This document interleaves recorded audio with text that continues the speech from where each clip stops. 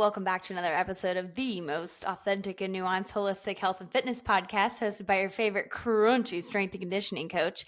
And today, it's just me again. We are going to review my last 50K that I just did. I did it last weekend. It is currently Wednesday. I ran it last Saturday. Also, I'm not going to lie, I just totally winged that intro. I think I did it. If you listen to this podcast regularly, you probably have that intro memorized.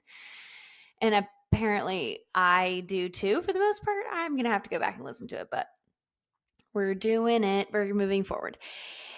My last 50K was last Saturday, and I was totally out of my comfort zone in so many different ways, but I conquered so many stinking fears, and I love talking about it because it fires me up. And I know when I hear other people's stories of things that they were uncomfortable and they got over it and they conquered something and they live to tell the stories. I love it. That's kind of the whole point of like getting people to do cool stuff with you. Like you have to be able to relay the story correctly so people can be with you and celebrate with you and do their own things too. And so that's obviously the whole point of the podcast, is to give more nuanced. That word is very overused, and I recognize it probably is annoying to you guys, but I really don't know another word to describe my podcast strategy.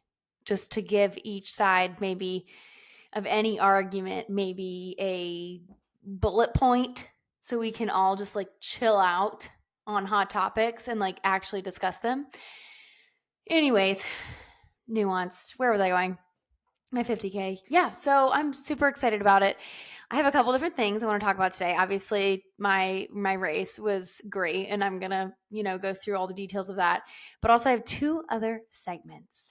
One called Things That Are Currently Irking Me, and another segment called Things I'm Currently Digging. Okay, let's start off with that so that we have a little, I don't know, touch point with each other. Things that are currently irking me. Let's see. Okay. Number one, this is like a for serious one. It's like a mix of for real and serious. My husband and I always mix those. For serious. Yeah. This is a for serious one. Lately I've been kind of purging the people on my Instagram that I'm following because it is such an easy way for me to have control over what I am consuming digitally. And obviously, my husband and I have like really good and positive and pretty strict, like just general rules about like, shows that we watch. Not necessarily music that we listen to. I think music just doesn't really bother us necessarily in regards to like cursing or something like that. Also, I work in a weight room where like the music is constantly like horrendous, and I never like try to listen to the lyrics, but that doesn't really bother us. Anyways, consuming digital products, I'll say. And anyways, I've just been kind of like purging the people that I follow, and a chunk of people that I currently have been happily unfollowing are Christian influencers that have, it sounds incredibly judgmental. So again, please like bring the ounce of grace when you listen to this. Christian influencers, specifically women who have had so much work done on their face or have like breast implants, who also are like, who give off this maybe particular impression that like they are beautiful and they're glowing, and they have a really happy life and happy family and all these great dynamics. But the reality is like when I see women who have had an exceedingly amount of work done on like their face, let's say Botox fillers, cheek things, implants, I just think at the root of all of that, like you are completely dissatisfied with what the Lord has given you. And that's why you felt like you could go have like a procedure to go get it done. And that could just be like my own current wave of frustration, hence the, the segment on here, what's irking me.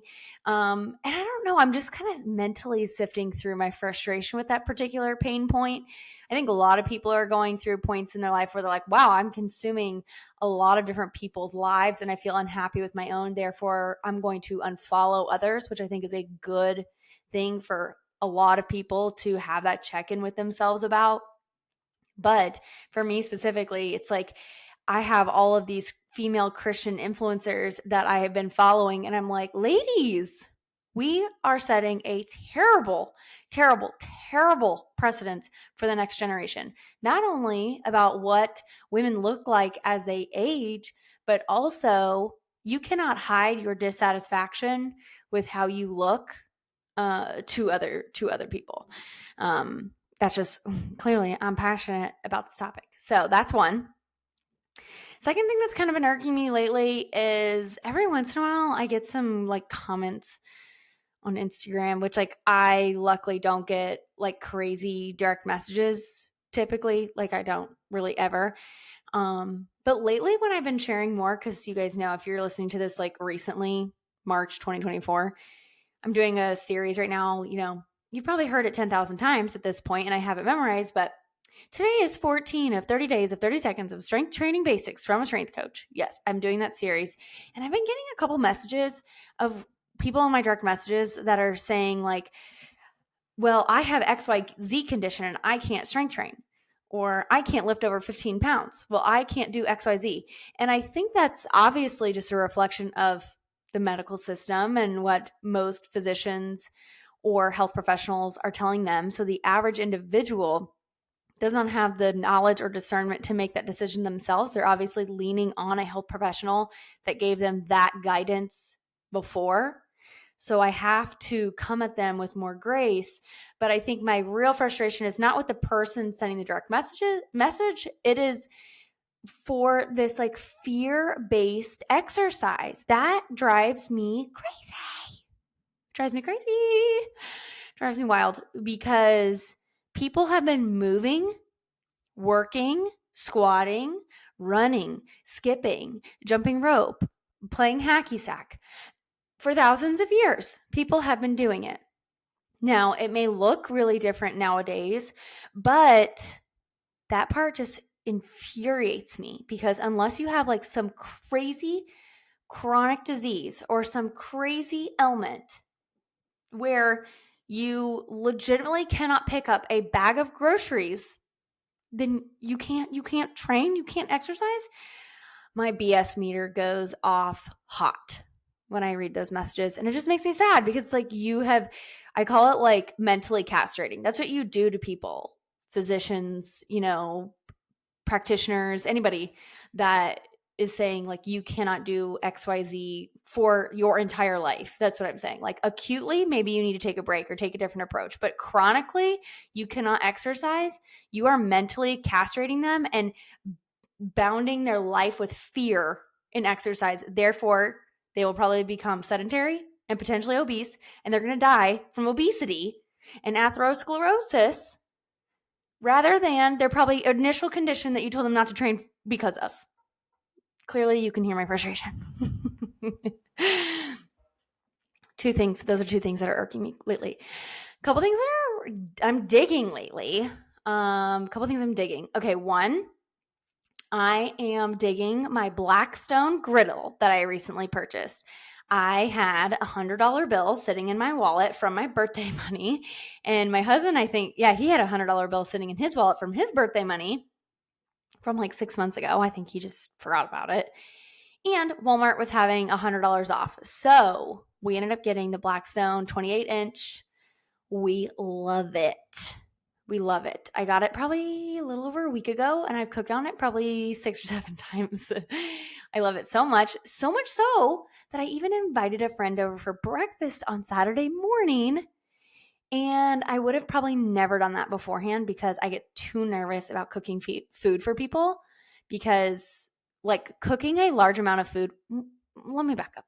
You guys know at this point, I'm already not a very good cook, and cooking dinner every night just for my husband and I is a mental challenge. It is a huge challenge. So having people in my house where I have to cook for them feels very intimidating. However, if I am going to show the love of Jesus and work on my hospitality, I have to invite people over and I have to cook for them. That's just how humans interact. They usually interact over a meal. So, anyways, Blackstone, I got that Blackstone fired up. I did breakfast for my husband the other day to kind of practice the little breakfast thing. And what I'm going to make is actually the person that's coming over, I work with her. She's the single female operator that I have at work. And she just has like an amazing story. I interviewed her for another project at work a couple weeks ago, and I was like, you know what? This girl needs to be my friend. So, in a non-weird way, I invited her for breakfast. I was like, hey, you kind of live near me. Like, you want to come over on Saturday? So she's coming over, pumped.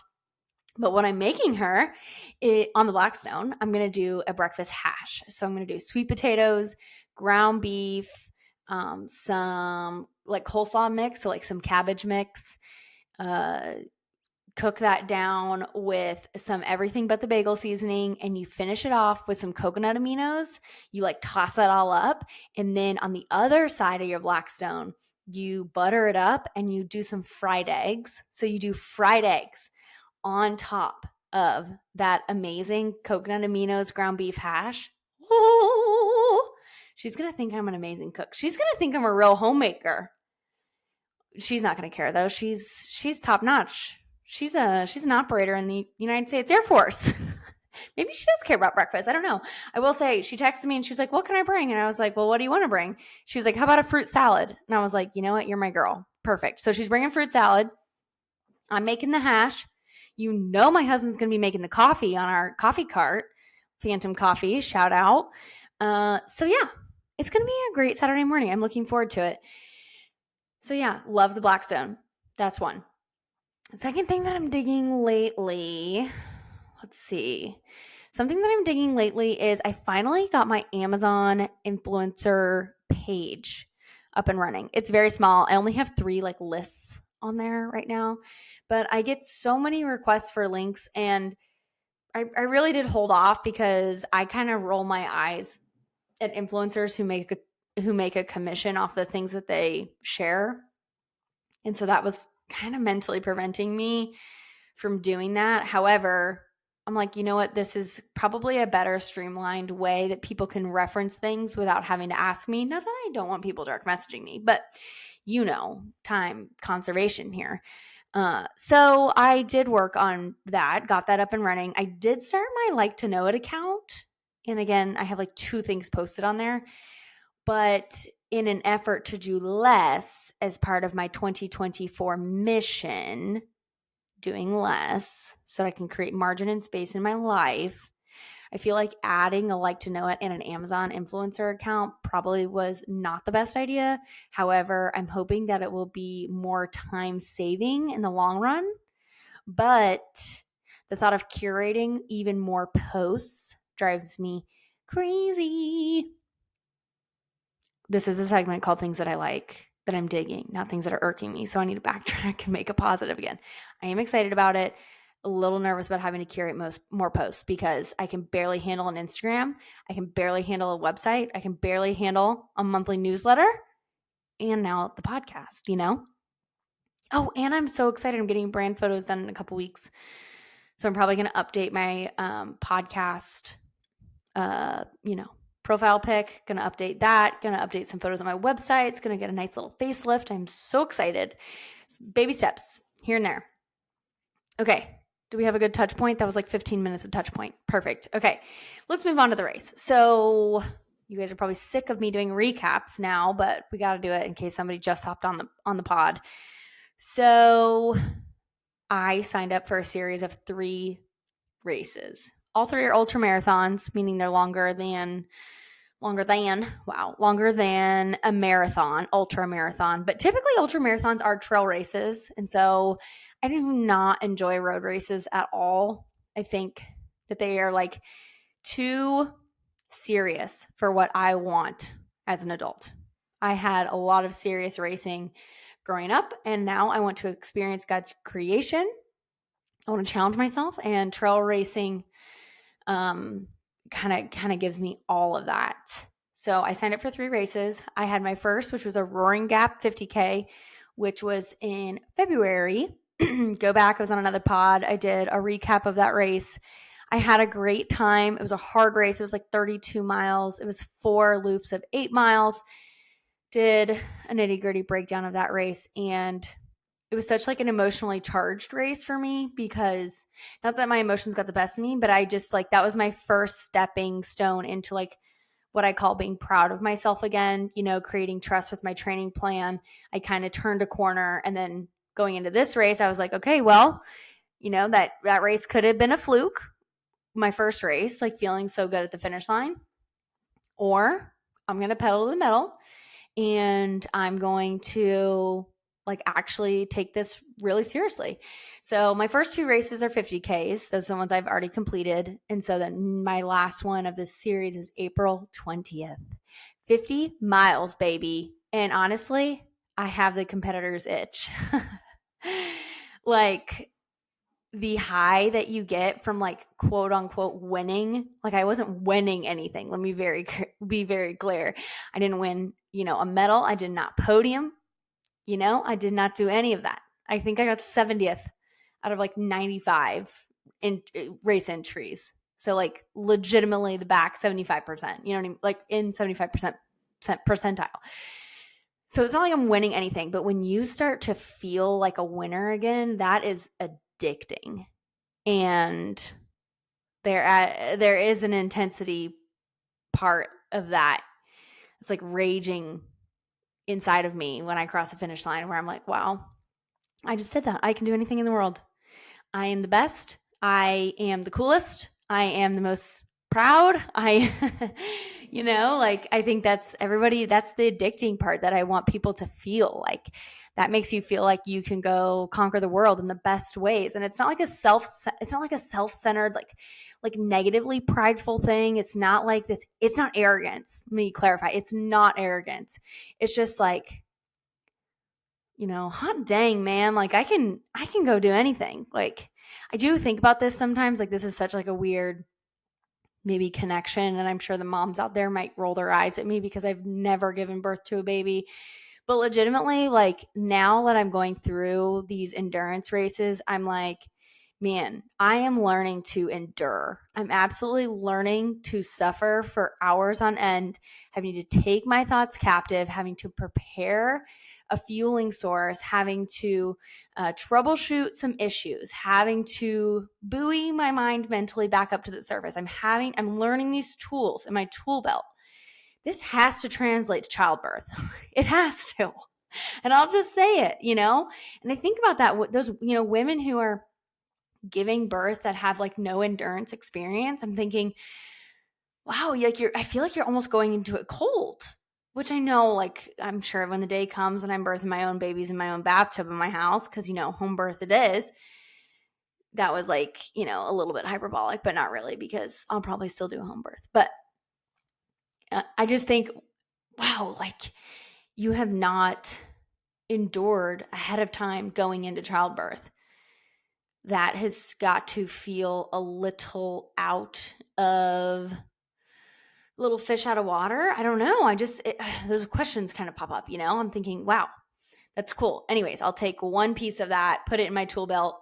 I know I can endure. I know I can suffer. I know that I can get out of something if it's uncomfortable. I know, all of those tools. That's all I'm saying. And, yeah, and I'm at this point now where I feel super confident. This second race is the hardest race I've ever done in my entire life. And I will confidently say that. Hardest race I've ever done in my entire life. And so this third race has like relatively less climbing. It technically by feet has more climbing, but this race is 50 miles, not like 31 miles, which is 50K. So it has relatively less climbing, and it's just obviously 19 to 20 more miles. So like the question is, can I endure just being on my legs for 12 to 15 hours rather than like 7 to 9 hours? That's a whole other question. I think my answer is absolutely yes, because I know myself when I get into a place where I know the task is to just stay on your legs, then I know I can do it. So, anyways, that's kind of the series that I'm going through. But let's talk about the second one. So, the second one was last Saturday. It was up in Sedalia, Virginia, also called Big Island, Virginia. That's the city, right outside of Lynchburg. You guys probably know at this point, I went to Liberty University for my undergrad and my master's. I was a residential student there for my undergraduate degree, and I studied exercise science there. And it's very interesting. One of my main professors in that department, the exercise science department, his name is Dr. Horton. Dr. Horton runs a lot of these ultra marathon races, like in that area. He is very well known. If you go on Netflix and you find a documentary called The Barkley Marathons, Dr. Horton won the Barkley Marathons twice. Like, he is a crazy human being. He has ran across America. He has biked across America. He is like the ultra marathoner of all ultra marathoners. And he was one of my professors at school. Not going to lie, he's a little quirky. And on my commissioning day, like when I joined the United States Army officially in my uniform as a second lieutenant, he tracked me down and thought it was funny to spray me with silly string, but I was wearing like $700 freaking first brand new Class A uniforms, like the very nice Army uniforms.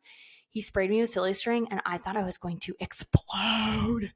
I was so mad, but he thought it was funny. And I was like, I have to keep face because I'm not going to what? Snap at my ex-professor in my Army uniform. Like, that's unprofessional, not doing that. But I was so mad.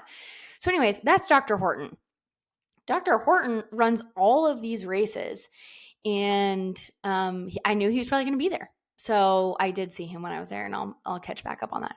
But anyways, it was in Big Island, Virginia. It's called the Terrapin Mountain 50K. It was a 31-mile race with 7,000 feet of gain, 7,000 feet of loss. So lots of climbing, very hard race. Again, hardest race I've ever done in my life. And my husband had some commitments he had to be a part of that weekend. And so the week before, I asked him, I said, are you going to be able to make it to the race? He was like, I'm sorry, I don't think I can. And I was like, okay, that's fine. I just need to mentally prepare to be by myself, which means that I am mentally preparing my campsite, solo camping ahead of time. I'm getting my fueling under control. I am making dinner by myself the night before.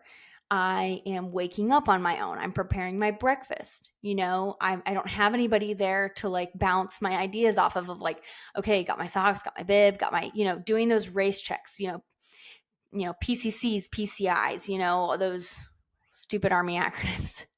Personal something checks and personal individual checks. I can't remember what it is. I should know that. I don't have anybody to do that with me the day before and the day of. And so I was like, okay, well, this is going to be out of my comfort zone. And I think I said on my last podcast when I was like talking to George ahead of time, he was like, wow, you're out of your comfort zone. Well, okay, here we go. And so I was like, yeah, totally out of my comfort zone. I have never camped by myself, like solo camping. I've not done really like a race by myself where I didn't have people there to like cheer me on or race plan with me or anything.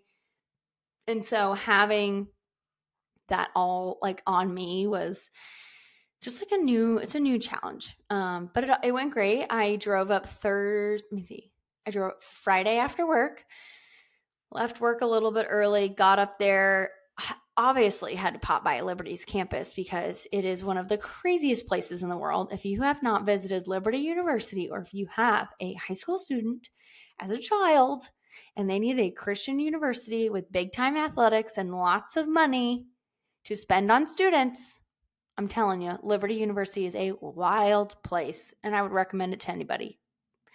I know there's been some crazy documentaries out there, but I guarantee you, as a student there, it is the best place in the world, and it changed my life. And I met my husband there, and I commissioned out of there. So obviously I'm a loyal gal.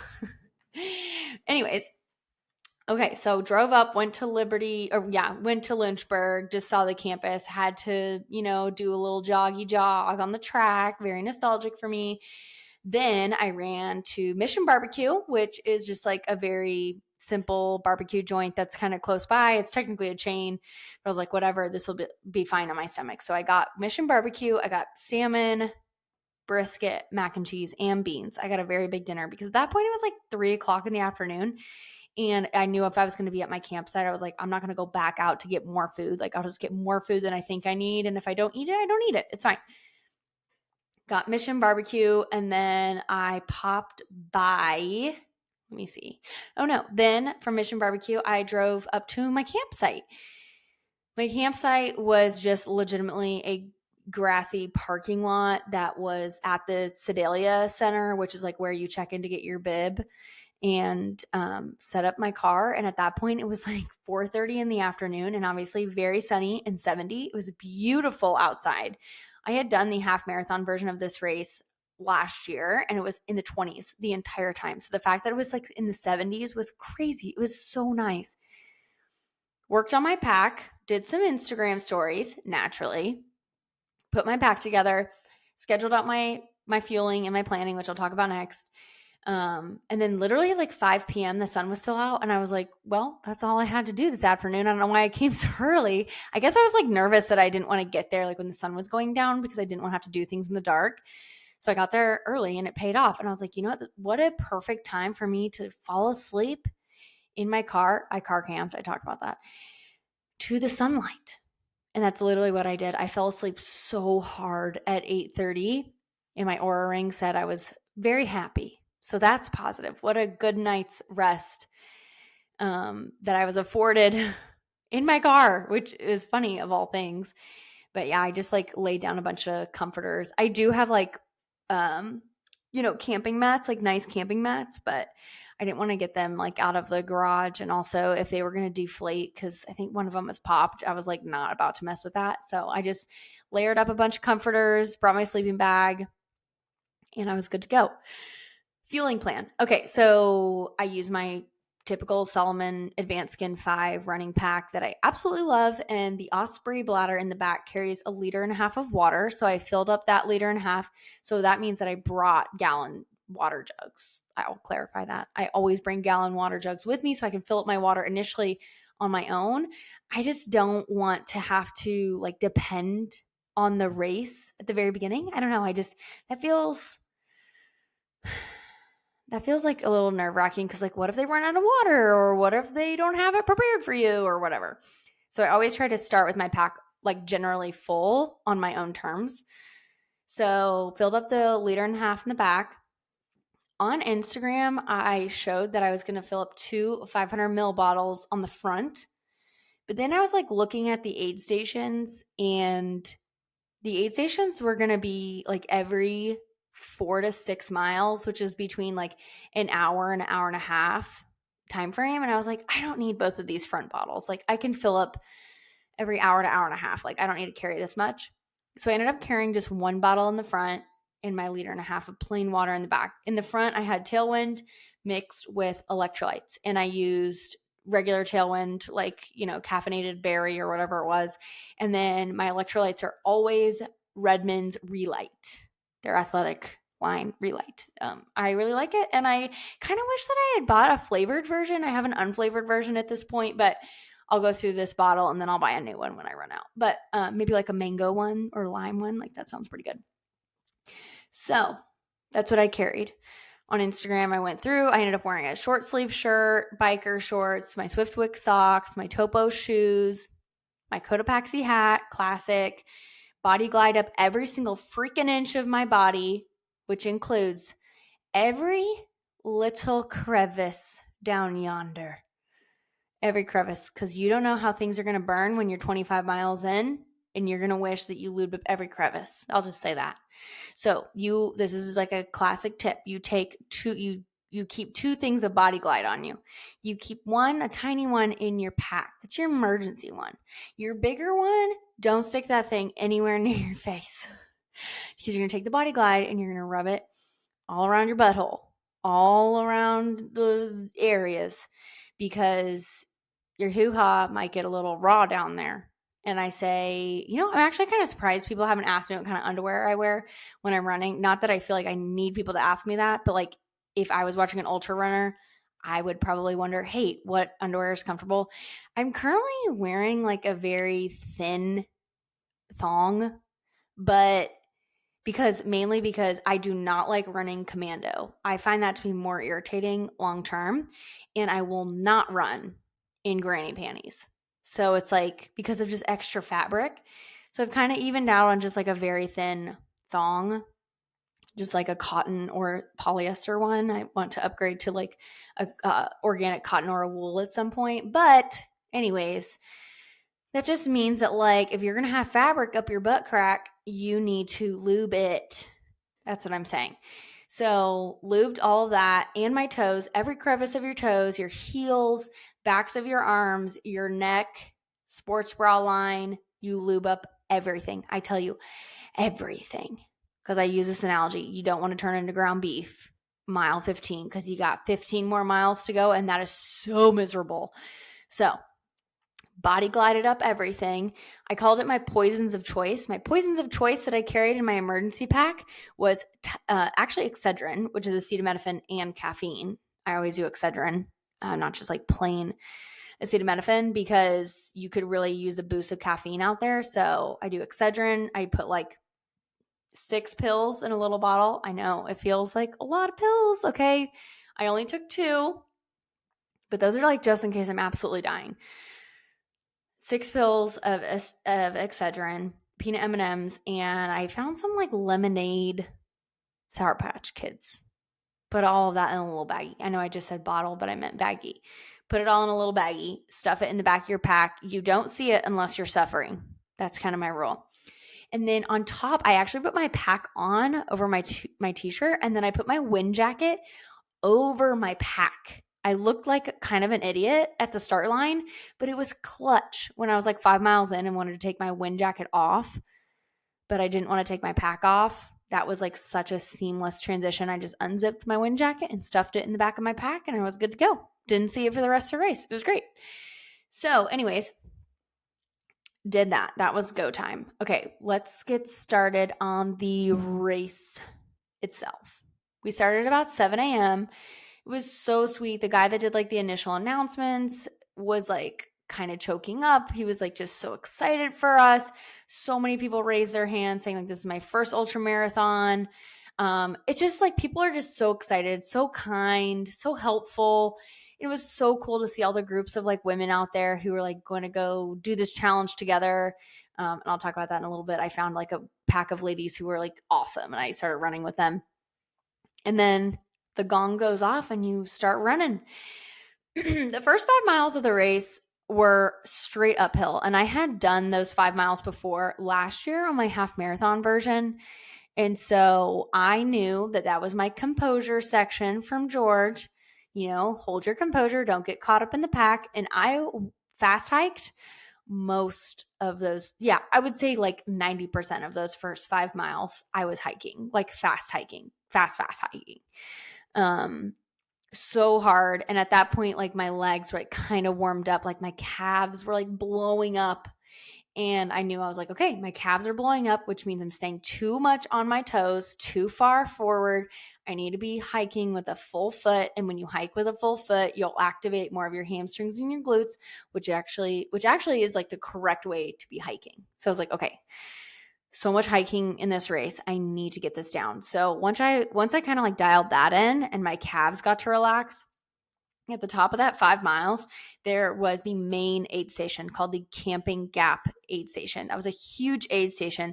So much food, oranges, PB&J, Ho-Hos, Tailwind, water, so many different things, chips, soda, so many things. That's where we initially split. So the half marathon people went immediately to the summit, and the ultra marathon people hung a left, and we went down 5 miles down on a gravel road. Woo, that is a lot of time going downhill. And the first 2 miles feel amazing. You're like, I am flying. I am making great time. This is awesome. And then mile 3, you're like, holy smokes, my quads are toast. And at that point, my quads were feeling it. My IT band was a little grumpy, but I would say overall pretty good. That is when I hit this pack of ladies, 4 ladies who all had matching neon socks, and they were so cool to me. They were so fit, so friendly, and we just kind of like cruised. You know when you see like a pack of bikers together and they're kind of like drafting off each other, and it's like, what's it called? Group think. Like they're just kind of like juking and jiving together. That's what was happening for like 5 miles downhill. So those ladies just booked it down. I was with them. I just kind of hung on their pack. We chatted a little bit because it was like a comfortable like downhill.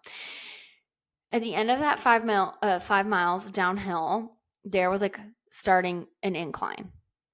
A small like 3-mile section where like you loop back around on a regular trail, not a gravel road. You loop back around on a trail that has like a little bit of an incline. You go up and then you come back down to the gravel road. So that was like a 3-mile loop on the trail. Come back to the gravel road, and then it immediately dawns on you that you have the start of a 10-mile incline. 10-mile incline. And I saw obviously the elevation profile on my maps ahead of time. Like I was studying the race and kind of like formulating my plan and what I was going to expect. But when I started that 10-mile incline, I was like, oh shit, talking mushrooms. Like it was a moment. But actually there was an aid station that started at the gravel road, like at the bottom of the gravel road. And like they, at every aid station, they check in your bib number, because on trail races, it's like a safety thing that they want to like check on everybody, because the entire trail is not necessarily monitored, because like you're out in the woods. So you have those moments where they check in your bib. And the guy checking in the bib was like, I yelled, my bib number was 37. And I was like, 37. And he was like, okay, thanks. And he was like, oh, you're Kelsey. And I was like, yeah. And I like looked at him and had a moment, and I was like, I know this guy. Who is this guy? And he was like, I'm Tyler. I went to Liberty with you. And I was like, oh my gosh, that's right. Shook his hand, and I was like, good to see you. Are you working the race? And he was like, yeah, I work the race every year. And I was like, that's awesome. He was like, all right, well, good luck. And it was so nice. Like this older man, like while I was talking to Tyler, grabbed my little bottle, and he quickly asked me like, what do you want in this bottle? And I said, Tailwind. So that was kind of my race plan. Was I had that 500 ml bottle in the front full of Tailwind, and I knew that every aid station was about an hour to an hour and a half apart from each other. So my goal was to drain the entire 5 ml bottle of Tailwind before the next aid station, and then all I had to do was refill the Tailwind. I didn't want to have to take my pack off to refill the water in the back. That was just kind of like my sipping water. So my race plan, fuel-wise, was 25 grams. Well, it actually ended up probably being more than 25 grams. It was probably like 35 grams worth of Tailwind in a 500 ml bottle every hour to hour and a half. Plus, I took a Spring Energy awesome sauce. That's like the real food, real carb energy goo that I eat, which is amazing, every 2 hours. So I ate a goo right at the start line, and then at hour 2 mark, and hour 4 and hour 6, I ate a goo. So those are kind of just like overlapping all of each other. And there were a couple aid stations that I grabbed, like a couple PB&Js and a couple like orange slices. So like smaller stuff, but I pretty much relied on the Tailwind consistently and my Spring Energy gel goos, little applesauce thingies that I have. Those are very expensive. I will preface, like Spring Energy gels are very expensive. They average like $3 to $4 a gel, which is like insane. But I will say, in regards to somebody who cares about clean ingredients and is not hard on your stomach, those are amazing. I will never not eat those from here on out in regards to my gels. So I hit that aid station, saw my friend Tyler. Yeah, my friend. He's not my friend. He's my acquaintance, apparently. But this older gentleman filled up my bottle with Tailwind, stuck that bad boy back in my pack, and I started walking, and I was like, holy smokes, I got 10 miles uphill. My entire goal uphill was just to keep moving. Like that's literally my only job, was to keep moving. And at the next aid station, which was about 5 miles up. Yeah, it was the same Camping Gap aid station. So the 5 miles down on that gravel road is the same exact 5 miles back up on the gravel road. You're just walking this time. And at that point, I had peeled off from those girls because I really had to pee. And I'm not going to lie, I saw the race results. Those 5 girls beat me by like 3 minutes. And I never caught back up to them after I peed on mile, like, what is that, 12 or something? Like, I never caught back up to it. And I was like, that's so irritating. It's okay. So, started the 5-mile walk up the hill. And when I tell you that was a rough 5 miles. But I was like, Kels, you got to hike. Like, you got to move at a pretty good click. And I think I was averaging about 18-minute miles walking uphill. And don't get me wrong, that can feel a little slow. Like, if you're like, well, I run a 9-minute mile. I'm like, hold your juices here, Susie. Go hike up a mountain with a fairly steep incline, see if you can hold an 18-minute mile. So that's all I'm saying. It's just like, these races are hard because of the elevation. It's not hard because of the mileage. Be very clear. Like, they're very different races than road races. And so your mileage and your pacing looks very different. Your goals look different. And so I just started hiking. And my first I missed my first funny story. Dang it. Okay, let's take a pause. We'll rewind, go through my first funny story. All right, so let me back up. So the race started at 7. I woke up at 5 because I normally wake up around 5 anyways. And I was like, you know what? I'm going to try and keep my morning routine as normal as possible, including my bowel movements, including my digestion. Because if you don't have a poop before you race, Lord knows that pooping in the woods is so much worse than just like waking up a little bit earlier and getting to a porta potty first before everybody else. Like, that's way easier for me than to like suffer through like having to use the bathroom in the woods and like getting your wipes out and having to bury your wipes. And like, that is miserable. And then if you don't wipe all the way, then you're chafing in your shorts. It's terrible. It's a trickle down effect if you have to poop in the woods. It's not good. So I was like, you know what? I'm going to wake up early. I'm going to get my digestion on its regular routine. Got up, did my business, went back to my car, drank a coffee, ate a little oatmeal, and my body is like, we're nervous. Let's go again. So I went again and And I was like, okay, well, at that point, a line had started a little bit. And there was one porta potty open like on the left. And I went in there and I pulled my pants down and immediately I started gagging. It smelled so bad in there. I was dying. And there were people right outside of the porta potty, like standing in line. And I was like, I can't gag and throw up in the porta potty. Like, that's extra embarrassing. I can't do that. So I sat there and I was like, Kelsey, just use the bathroom. Like, get your extra little inch out. Like, just empty the tank. But also at home, I'm so used to using a squatty potty. So what did I have to do? Let me preface, I'm only 5 feet tall. So in a porta potty, my feet don't touch the ground. So I was like, this knee to hip angle is not going to work for me because on a squatty potty, your knees are supposed to be above your hips and puts you in the perfect pooping position, which doesn't happen for me on a porta potty. But my legs are perfectly short enough to like basically put my feet up on the door on the porta potty. And I'll preface, this funny story is not funny because I pushed the door open. The door stayed perfectly secure. But this thought and visual of me at like 5:30 in the morning with my drawers down to my ankles, gagging so bad because of the smell, because of somebody else's feces that was already in the porta potty, and my legs up, my shorty little legs up, pressing on the door in front of me to get this perfect pooping angle was so comical to me. I got through it, did my business, left again. And then of course at like 6:30, another round hit me. This is round 3. Yes, I'm being very transparent. When you are at the start line for a race, you get the nervous poops and you just have to go. If you don't go, you are, again, miserable during the entire race, and that literally will jeopardize your pacing or whatever goal you're trying to make if you have to poop. It's horrible. So I was like, oh my gosh, 3rd time's a charm. So of course, I get back in line. The line is long at this point, like long. Get in the line. Again, what porta potty opens up for me? There's like 12 porta potties. Which porta potty opens back up for me? The one that I was gagging in. And there's an entire line of people behind me. And I was like, what am I going to do? Not go in the porta potty? Of course I'm going to go in the porta potty. Excuse me. All right, we're good.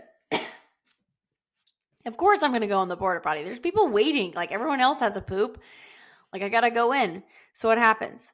Literally deja vu. I go in, pull my pants down. I started gagging. I was like, make this quick. I sit down. Nothing's happening because of the pooping position and the pooping angle. I swing my legs up, press my feet into the door and get the perfect pooping position, do my business, wipe it all up. I'm good to go. But I was like, oh my gosh, of course. I'm just sitting there like gagging my face off to a point where there's like pressure in your face from like dry heaving so bad. That's what was happening. It was horrible. I was like, don't throw up, Kelsey. You work too hard to get this oatmeal down and this awesome sauce, applesauce. Can't do it. So that was my first funny story. I was like cracking up and I just needed later when the race is done, I had to tell my husband that. I was like, oh my gosh, I was gagging so bad in that port potty. Okay, back to the race. We're on the gravel road. We're walking uphill on our 10-mile trek uphill. At one point, my glutes and my back were so blown, so exhausted. I was like, you know what? I'm going to work back and forth and back and forth. So I started walking backwards uphill for 50 steps, which is way more quad dominant, which is quad dominant. So I was like, okay, I'll walk 50 steps forward, 50 steps backward, 50 steps forward, 50 steps backward. Just work my way back up this mountain, back up this gravel road. Well, I did that for a couple minutes. And then on one of the rounds where I was walking backwards uphill, my foot stepped on some random log in the middle of the gravel road. And I fell on my butt so hard. And at this point, it was kind of like switchbacks. And so that stinking group of girls were right above me on a switchback and they all saw me eat it walking backwards. I was like, of course, this is what happened to me. Like I look like a flippin' idiot. And of course, I was like, ugh. Because at that point, my legs and my back were like toast. And I was like, okay, I need to get it together. From then on out, I did not walk backwards. I was like, Lord, who put this random log up here? The Lord was probably like, you're in the woods, Kelsey. It's going to be there. So anyways, okay. Oh, almost just broke this thing I'm holding. So then I got back to Camping Gap aid station. And you know who I saw? Good old Dr. Horton.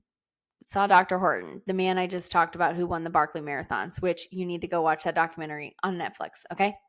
So Dr. Horton, this man is so old now. I was like, it kind of was like sweet to my heart because he was kind of like a little bit of like a grumpy old man when I had him as a professor. And it's been like almost 10 years since I saw him. And I saw him and I was like, hi, Dr. Horton. Again, somebody else was so nice, grabbed my bottle. The guy was like, what do you want? And I was like, Tailwind. So this gentleman is filling up my Tailwind while I'm talking to Dr. Horton.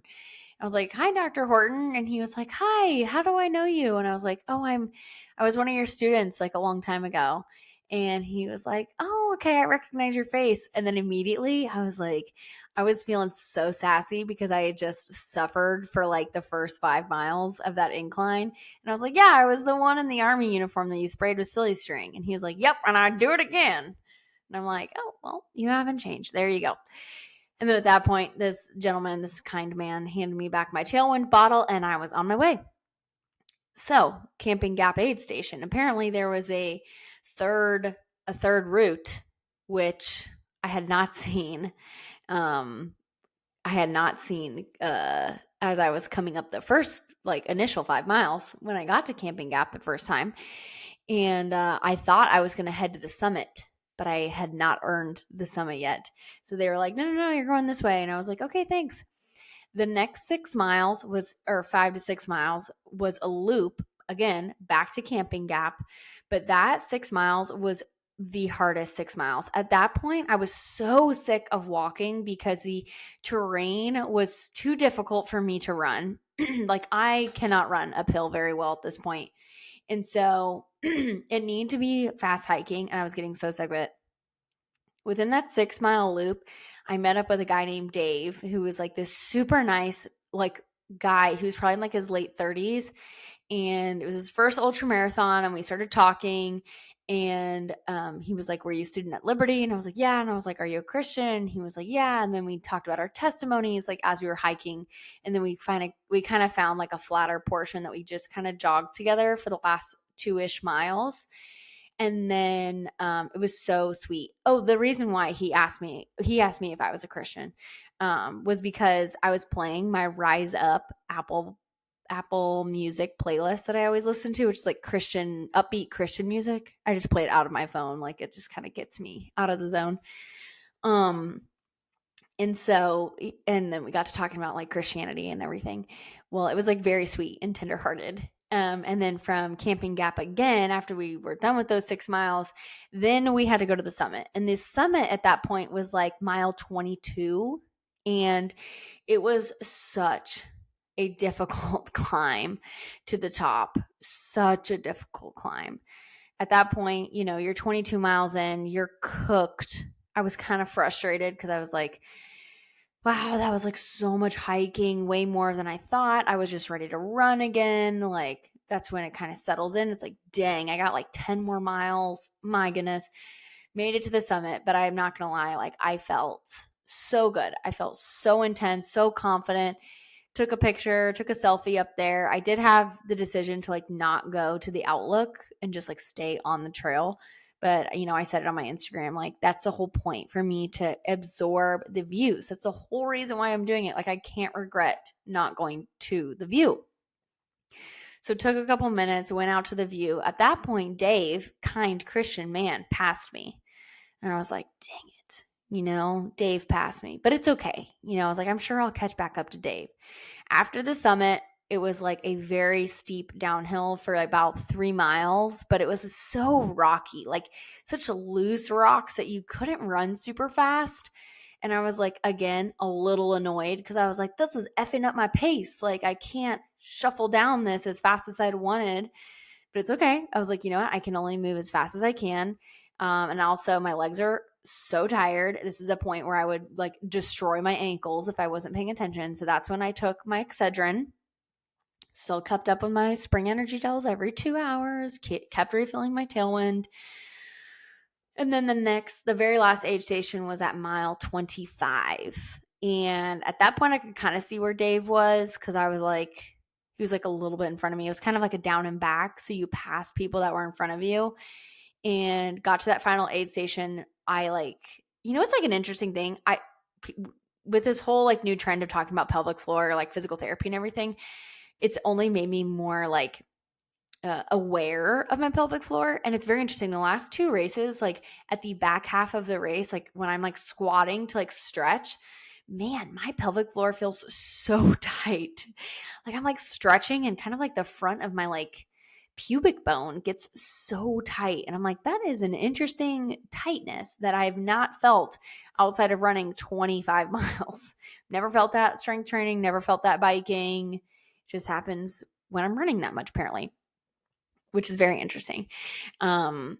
So got to mile 25, refilled my Tailwind, and I knew the terrain from there on out. That was the last aid station, and I had about 6 miles to the finish.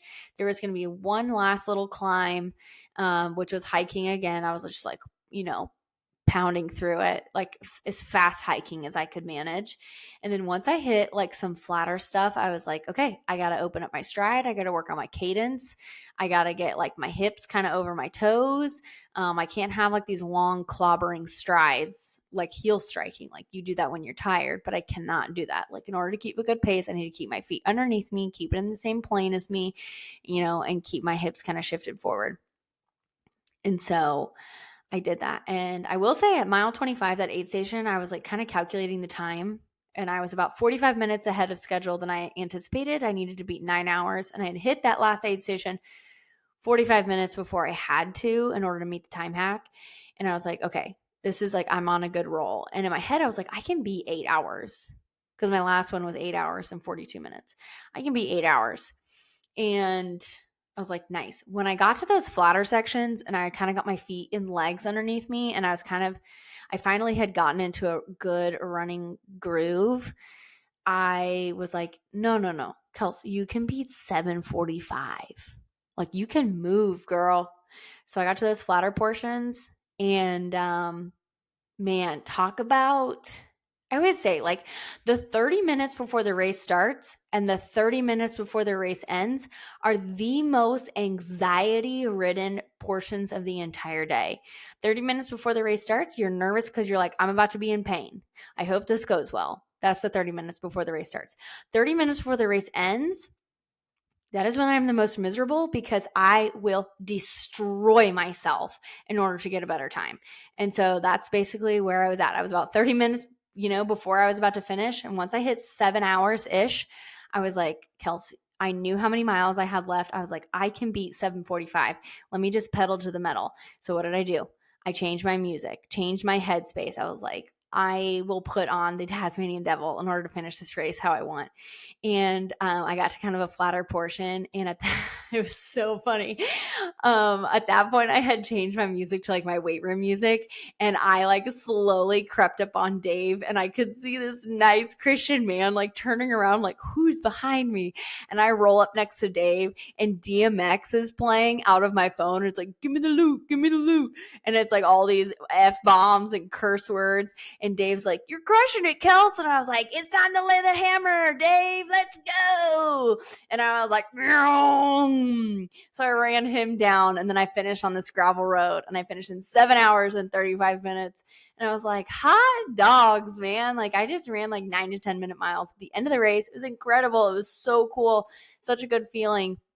I was literally shocked. And the funniest part was like, I was so blown away at my time that as I was like crossing the finish line, I pulled my phone out so I could take a picture of like the timing clock that said 7:45 on it, because I was like, my husband will not believe that I just ran this time. Oh my gosh. So I took a picture of the timer like as I was crossing the finish line. But the funniest part is they had a professional photographer there taking pictures like of the finishers. And so like the professional photo is of me holding my phone right after I'm taking a picture of the time clock. And I'm like, that's kind of a tacky photo. I mean, it is the one I posted on Instagram, which is like a really cute photo. Like I'm really proud of that photo, but also I'm like, I'm holding my phone because I literally just took a picture of the time clock like a ninny. But I called my husband and I was like, you'll never believe what I just finished in. And he was like, what? And I was like, 7:45 or 7:35. He was like, that's amazing. And so then, of course, naturally, what did I do? I looked up his race time from last year because he ran this race last year. And he ran it in 7 hours and 52 minutes. So I beat him. I beat my husband by like 20, almost 20 minutes. What is that? 17 minutes? Granted, I'll give a little leeway here. Granted, it was 70 degrees for me and it was like 20 degrees for him. So that for sure probably slowed him down. But I'm not going to bring that up to him. Oh, no. I beat him by 17 minutes. Okay. Same exact course, same exact aid stations. I call it a 1-to-1. And I just literally could not believe it. I was so proud. And the reason why I think I was so proud was because that 10-mile chunk in the middle of the race was pure incline. And I did not run probably even 10% of that, which meant that my hiking speed had gotten better over time. As you do become a better runner, you become a better hiker, but hiking is kind of a different mentality than running. Running is very comfortable for me generally because I've ran pretty much my whole life, and I can kind of get in a groove, and I can just cruise and enjoy it and just kind of move my legs through the cadence. But for hiking, I feel like I'm just kind of like suffering one step at a time. So the fact that I improved my hiking speed by a significant margin, I think I ran like 1450 mile, that was my mile pace, like average throughout the entire race. So anything under 15-minute miles for that style of race is such an accomplishment. That's why I'm so proud of myself. And if you're listening to this Thursday, Thursday, March 21st, the day it comes out, you will probably have also gotten my email newsletter, my March newsletter, which I talked about like the positive things that I've experienced from having George as my coach, and like why it's important to hire a coach. And even, if you can write programs yourself, like should you be writing programs for yourself? Like that's a whole other beast. And the main thing I've been talking about is like, I have not been proud of my physical capabilities in a long time.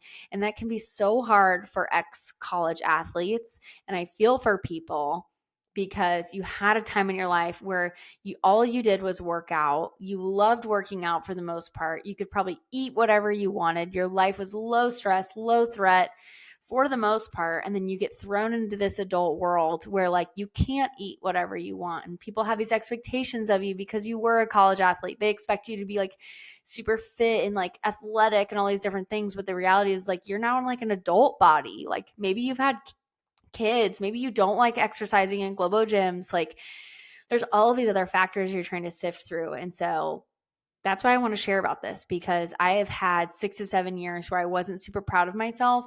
It may have looked like I was proud of myself on Instagram. And I think generally like I was proud of maybe, my squat numbers or things like that. But in regards to just like feeling the most confident in my skin, I haven't had that in a while. And so this style of training has not only brought me like some small aesthetic changes naturally from running so many miles, but it's also made me like eat a lot more food. It's made me go to bed. It's, stripped some of the like, low priorities that didn't need to have my attention, which is the whole point of me going through this process anyways, and to just like challenge myself and reconnect more with my members who are having more challenges in regards to like their physical capabilities. And so I do feel like I'm meeting that desire, which is really cool. It's awesome.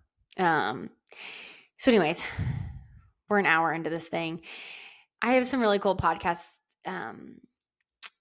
episodes coming out soon with some guests. And we're going to take it back to a little bit more of the crunchy side soon. So look forward to that. I'm going to be a real podcaster and say, please rate and review this podcast.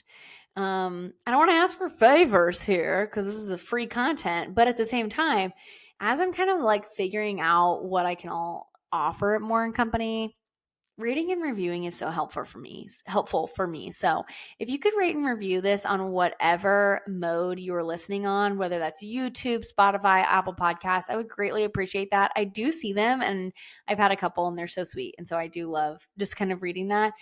And it also helps validate the podcast and like what I'm trying to bring to this space when I'm trying to have bigger and better guests on. I think that's like the main thing that I appreciate when people leave reviews. It's like, I want to have the biggest and the brightest so that you guys can listen to them, but I can't have them on if I don't have good reviews and a lot of listeners. That's just like the nature of the game, which I fully understand. So I'm going to ask you, please write and review, share to your family, show to your friends.